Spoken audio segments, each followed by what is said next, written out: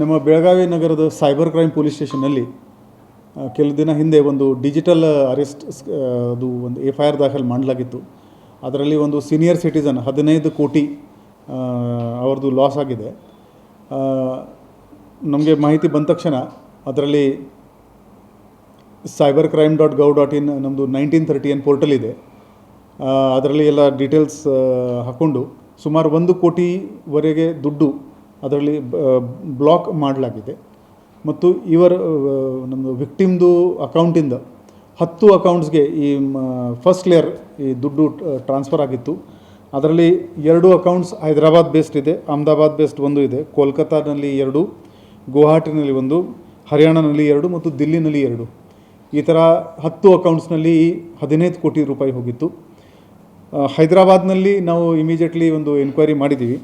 ಅದರಲ್ಲಿ 2 ಆರೋಪಿ ಶ್ರೀಪಾದ್ ನಾಯಕ್ ಮತ್ತು ಶರದ್ ನಾಯಕ್ ಇವರು ಒಂದು ಅಲೆಕ್ಸಿನಾ ಟೆಕ್ನಾಲಜಿ ಪ್ರೈವೇಟ್ ಲಿಮಿಟೆಡ್ ಅಂತ ಶೆಲ್ ಕಂಪನಿ ಥರ ಓಪನ್ ಮಾಡಿದರು. ಆ ಕಂಪನಿ ಅಕೌಂಟ್ನಲ್ಲಿ 2 ಕೋಟಿ ದುಡ್ಡು ಹೋಗಿತ್ತು. ಅದರಿಂದ ಇನ್ನೂ ಮತ್ತು ಸುಮಾರು ಅಕೌಂಟ್ಸ್ಗಳಿಗೆ 300ಕ್ಕಿಂತ ಜಾಸ್ತಿ ಅಕೌಂಟ್ಗಳಿಗೆ ದುಡ್ಡು ಟ್ರಾನ್ಸ್ಫರ್ ಆಗಿದೆ.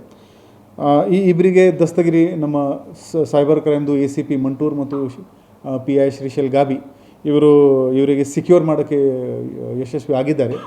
ಅವರಿಂದ ವಿಚಾರಣೆ ಮಾಡಿದ್ದೀವಿ. ಅವರು ಇನ್ನೂ 2 ಆರೋಪಿದು ಹೆಸರು ಹೇಳಿದ್ದಾರೆ. ಈಗ ನಮ್ಮ ಟೀಮ್ 2 ಆರೋಪಿಗೆ ಪತ್ತೆ ಮಾಡ್ತಾ ಇದ್ದಾರೆ. ಹಾಗೆಯೇ ಬೇರೆ ಬೇರೆ ಅಕೌಂಟಲ್ಲಿ ನಾವು ಅದರದ್ದು ಡೀಟೇಲ್ ತೊಗೊಂಡು KYC ತೊಗೊಂಡು ಅವರಿಗೆ ಕೂಡ ನಾವು ದಸ್ತಗಿರಿ ಮಾಡ್ತೀವಿ.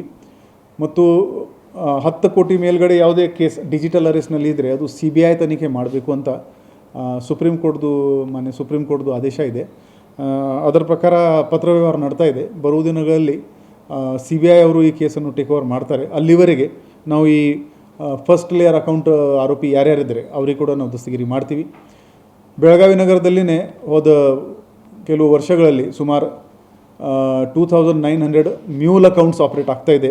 ಕೆಲವರು ಅಮಾಯಕ್ಕಾಗಿ ಅವರ ಅಕೌಂಟ್ ಕೊಟ್ಬಿಡ್ತಾ ಇದ್ದಾರೆ.